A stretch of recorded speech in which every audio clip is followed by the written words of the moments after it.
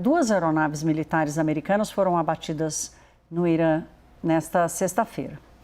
Uma delas era um caça com 2 tripulantes. Um deles foi resgatado pelos Estados Unidos, mas não se sabe em que estado ele estaria agora. O outro tripulante ainda não foi localizado, nem pelos militares americanos e nem pelas forças do Irã. Vamos ver a reportagem de Mariana Janjacmo, direto de Washington. A queda de um caça F-15 foi o primeiro caso registrado de uma aeronave dos Estados Unidos abatida dentro do território iraniano desde o início da guerra. Um anúncio de recompensa para quem capturasse a tripulação da aeronave foi veiculado pela mídia iraniana. E imagens divulgadas nas redes sociais e geolocalizadas pela CNN, que mostrariam operações de busca e resgate, indicam que o caça teria caído em uma região montanhosa no sudoeste do país, próximo à planície petrolífera e à fronteira com o Iraque. Também nesta sexta-feira, a mídia do Irã reportou um comunicado do exército do país dizendo que uma outra aeronave americana caiu nas águas do Golfo Pérsico após ter sido alvejada por sistemas de defesa aérea iranianos próximo ao Estreito de Hormuz. O piloto conseguiu se ejetar e foi resgatado. Os Estados Unidos têm empregado o A-10 Warthog no Irã para identificar alvos com precisão e realizar ataques em baixa altitude contra embarcações iranianas na região do Estreito. No pronunciamento na última quarta-feira, Donald Trump disse que o Irã já não tinha mais equipamentos antiaéreos e que os radares do país tinham sido completamente destruídos. Ele afirmou também que os mísseis iranianos tinham sido destruídos ou esgotados, mas relatórios da inteligência sinalizam desafios, um mês depois de bombardeios diários junto a Israel. Fontes com acesso às informações destes documentos disseram à CNN que a inteligência americana aponta que cerca de metade dos drones e dos lançadores de mísseis do Irã seguem intactos. Um dos desafios para os Estados Unidos é que o Irã tem levado lançadores para o subsolo, escondendo-os em túneis e cavernas, mas ainda mantendo-os operacionais. Embora as capacidades da Marinha Oficial do Irã tenham sido praticamente destruídas, a força naval ligada à Guarda Revolucionária, que tem capitaneado o bloqueio iraniano sobre o Estreito de Hormuz, ainda conservaria metade de suas capacidades, também segundo estes relatórios. Sandro, claro, começo com você, porque o Trump tem dito reiteradamente que a força militar do Irã foi obliterada. Ele usa essa palavra, né, que tem uma força de expressão grande. Essas operações de hoje, abatendo caça dos Estados Unidos, mostram que estão está na direção contrária esse diagnóstico de Trump, é isso? Thaís, o que a gente vê é o seguinte: toda a defesa aérea ela é organizada em 3 camadas, de grande altura, média altura e baixa altura. O que teria sido destruído, tanto pela Força Aérea Americana quanto pela Força Aérea Israelense, teriam sido os sistemas de média altura e de grande altura. Mas o Trump, no afã de dizer que tem superioridade aérea, obviamente saiu dizendo isso. E o que a gente acaba vendo é um sentido no qual percebe muito claramente uma atuação americana, talvez um pouco levando em conta essa ideia de uma superioridade aérea.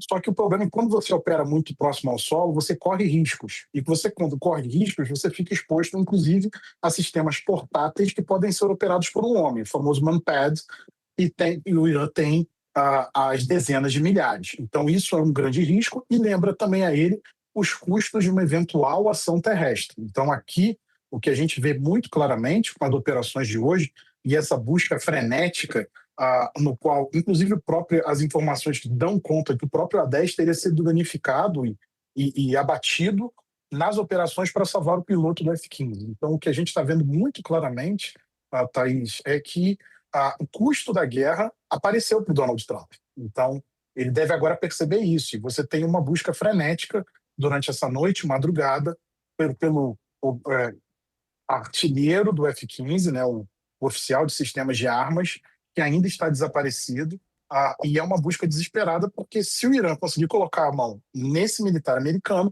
obviamente vai ser um enorme trunfo para o regime de Teherã e ainda uma grande moeda de troca que vai pressionar ainda mais Trump com a opinião pública americana. Pojo, certamente Donald Trump não estava esperando correr esse risco, né, de ter um militar americano sendo capturado pelo regime. Quais os cenários possíveis da gente traçar numa situação como essa? Aliás, independentemente dele ser capturado ou não pelo regime, essa situação de agora já é uma situação de alta sensibilidade para Trump.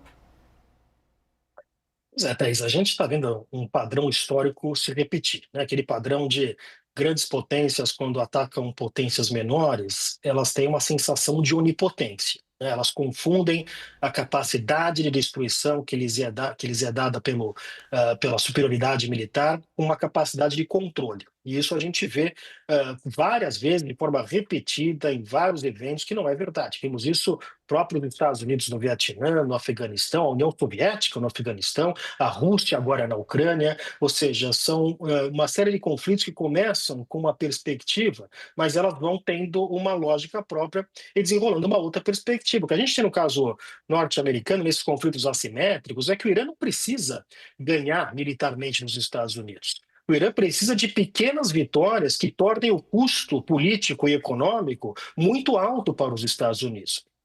Principalmente numa guerra como essa, que não tem um objetivo claro, isso é algo que pode rapidamente mudar a opinião pública, que já é muito contrária a essa guerra. Isso me lembrou muito, Thaís, é claro que a gente não sabe ainda qual é o destino desse piloto norte-americano, mas o que aconteceu com os Estados Unidos na Somália, nos anos 90, durante a administração Clinton, né? Quando os Estados Unidos fazem uma operação e perdem aí 18 militares, um helicóptero que acabou caindo, e o corpo de um piloto norte-americano é arrastado em frente às redes de televisão, ou seja, não precisa a Somália ou os elementos dentro da guerra civil na Somália vencer os Estados Unidos militarmente, eles precisam criar algum tipo de dificuldade que torne a guerra insustentável do ponto de vista político. Os Estados Unidos acabou se retirando da Somália. Vimos o mesmo em Beirute durante a administração Reagan. Temos o caso famoso da ofensiva do Tet durante a Guerra do Vietnã, que foi uma vitória militar para os Estados Unidos, mas uma derrota do ponto de vista estratégico, quando você vê que muitos militares foram pegos de surpresa naquele momento. Então nós estamos aí vendo a lógica de um conflito assimétrico e não sabemos como vai reagir o Donald Trump, porque é a primeira vez que nós temos, a despeito do Trump estar há muito tempo já na vida pública, no seu segundo mandato, é a primeira vez que a gente vê o Trump em um conflito dessa escala. Não vimos isso acontecer no primeiro mandato e, portanto, a gente sabe que ele tem um estilo que é um estilo um pouco heterodoxo e vamos ver como é que isso vai qual vai ser o resultado desse estilo do Donald Trump na guerra do Irã. Vou querer voltar nesse risco com vocês daqui a pouquinho, mas deixa eu só trazer o Zeidan para essa conversa. Zeidan, a The Economist fez uma reportagem de capa essa semana com o Xi Jinping, com um sorrisinho dele quase irônico, com aquela frase atribuída ao Napoleão Bonaparte: não interrompa o seu inimigo enquanto ele estiver cometendo um erro. Ao mesmo tempo que parece estar assistindo a esse jogo de longe parado, já há sinais de que a China tenta se colocar ali com a possibilidade de ser um moderador dessa conversa. O que você capta daí do que a China gostaria de fazer neste conflito e como está recebendo o andar da carruagem até agora? Deixa eu só complementar a excelente análise dos colegas, porque um conflito como esse, ele normalmente tem duas opções, que é um conflito de resolução muito rápida, que é o mesmo tipo de conflito que a Rússia apostou quando invadiu a Ucrânia, e um conflito prolongado. Então, o Irã, assim como a Ucrânia, tem algum tempo, né? Tenta vencer pelo atrito e tenta mostrar que o custo da guerra é muito grande. Não funcionou muito no caso da Rússia, porque o Putin não é a coisa mais fácil do mundo, mas talvez funcione no caso americano. A China, como você mencionou, Thaís, ela assiste isso aqui de camarote. Não é necessariamente algo que agrada os chineses, né? Porque os chineses, eu vou ser sincero, prefeririam uma ordem internacional calma. Não uma ordem internacional calma que os Estados Unidos mandam em tudo, mas uma ordem internacional calma. Afinal de contas, a China é um grande importador de petróleo e qualquer problema de um petróleo muito alto bate numa economia que é resiliente, mas não está indo tão bem assim. Mas do ponto de vista geopolítico, ver os inimigos dando tiro no próprio pé, ou talvez dando tiro no inimigo, não chega a ser no próprio pé, mas vai acabar voltando, não é a pior coisa do mundo. Mas a China também já tentou fazer esse papel de moderador no caso da Rússia e não conseguiu. É óbvio que a China é uma economia 10 vezes maior do que a Rússia e poderia tentar forçar os russos, embora sejam inimigos históricos, a uma resolução da guerra. Talvez não conseguisse. Mas no caso do Irã, ela tem muito menos espaço. As relações China e Irã não são as mesmas relações China e Rússia. Mas, com certeza, a China vai manter contato com todos os lados. De novo, o que as pessoas não entendem é que a China tem uma posição muito simples.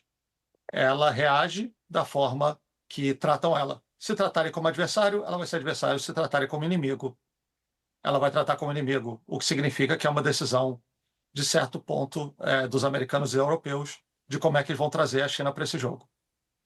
A China e qualquer outro país do mundo, Sandro, podem ter uma reação bem diferente do que tiveram até agora se os Estados Unidos acabarem optando por uma operação terrestre. Qual é, na sua tabela de risco, qual é o grau de probabilidade dessa operação, dado o cenário de hoje? Thaís, essa é a pergunta de vários bilhões de barris, como eu falei para você em uma outra participação aqui no programa. Então, mas é uma possibilidade crescente. E, de certa maneira, a gente viu essa semana noticiários indicando que o Trump havia pedido o encomendamento uma encomenda de um plano ao Pentágono sobre o programa nuclear, sobre tentar tirar o urânio do Irã, os 450 quilos de urânio enriquecido a 60%, foi colocado diante dele um plano enorme que envolveria milhares de soldados, centenas de forças especiais, e ainda teria que construir uma pista de pouso, porque para levar esse material não bastariam helicópteros, tem que ser mobilizados aviões. Mas a possibilidade de uma operação terrestre está crescendo. As forças mobilizadas pelo Pentágono, a unidade expedicionária de fuzileiros que já está na região, a 31, a 11, que é em torno do USS Boxer, que está chegando à região, e a presença dos paraquedistas da 82 Airborne Division do Exército Americano, são forças que não são colocadas para um blefe. Essas forças são utilizadas tradicionalmente em operações americanas. A pergunta talvez seja, Thaís, qual é a intensidade dessa operação terrestre? E aí alguns indicativos aparecem de que poderia haver uma intensificação da campanha aérea nessas 2 próximas semanas, e depois da intensificação da campanha aérea, aí sim uma operação terrestre. Muitos dizem que seria a Ilha de Karg, porque parece que é uma obsessão do Donald Trump, a Ilha de Karg, pelo potencial que ela tem na economia do Irã, mas a gente também tem que lembrar de alguns elementos. A Ilha de Karg não é, mesmo que os americanos tomassem a Ilha de Karg, o dano econômico da tomada da Ilha de Karg não seria imediato para o regime, porque ele ainda teria reservas financeiras. Talvez aí o dano maior seja em tentar reabrir o Estreito de Hormuz, porque como o Irã criou um complexo sistema de cobrança para passagem de navios, que envolve pagamento por navio durante travessia e coordenação direta, com inclusive presença de práticos pilotos, o que a gente tem visto talvez seja essa operação seja muito mais produza muito mais dano ao regime inteirano nesse momento do que eventualmente tomar cargo. Cargo, provavelmente, os efeitos só seriam sentidos dentro de algumas semanas. Agora, essa operação de tentar forçar a reabertura de Hormuz, ela sim talvez fosse uma operação mais direta e mais danosa. Agora, existem diversos elementos que a gente tem que ter em consideração, mas essa possibilidade da operação terrestre, ela aumenta, e pior, num cenário como esse, dramático, quando você tem um militar americano que não está sendo localizado, isso aumenta a pressão para que você vá colocando tropas na área, mesmo que sejam tropas de operações especiais, mas inclusive criar uma presença, uma cabeça de praia, uma cabeça de ponte na área para poder facilitar suas operações do componente aéreo. Então, a pressão é muito grande e só tende a escalar. Pode, o Trump hoje está quietinho nas redes sociais, eu não sei se isso significa que ele está assustado ou não, mas ele tem sido muito mais vocal em todos os dias, hoje ele ficou mais quieto. Ele deu uma entrevista agora há pouco dizendo que, mesmo com o abatimento dessas aeronaves, ele vai manter as negociações. Esse discurso das negociações é a nova estratégia dele para tentar contornar os erros que ele cometeu até aqui?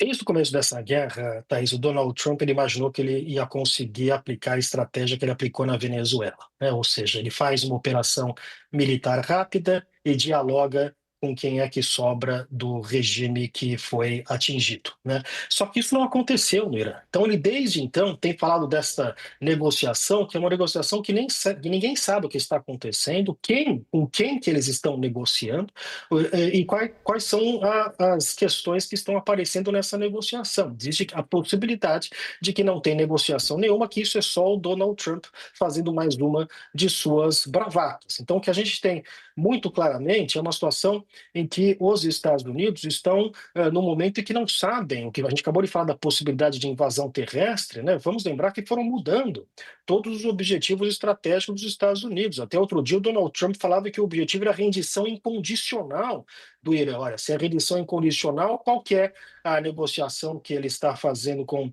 os iranianos, né? Então, claramente nós estamos vendo aí um governo que está perdido, né? Não tem uma estratégia. O próprio secretário de Estado norte-americano, quando fala sobre os objetivos da guerra, fala sobre objetivos táticos e não estratégicos, ou seja, o objetivo da guerra nunca é destruir a capacidade militar do inimigo. Destruir a capacidade militar do inimigo é um objetivo tático, é um meio para se conseguir um fim político. E essa guerra não está claro qual que é o fim político que Donald Trump quer atingir. Ele falou muitas vezes em proteger a população iraniana e que a população iraniana devia se revoltar contra o regime, e agora está falando que vai bombardear o Irã para a volta da Idade da Pedra, está falando em bombardear estruturas de energia, está falando em cometer crimes de guerra no Irã, que é atacar estruturas civis, para tentar forçar o Irã a uma negociação que ninguém sabe se existe.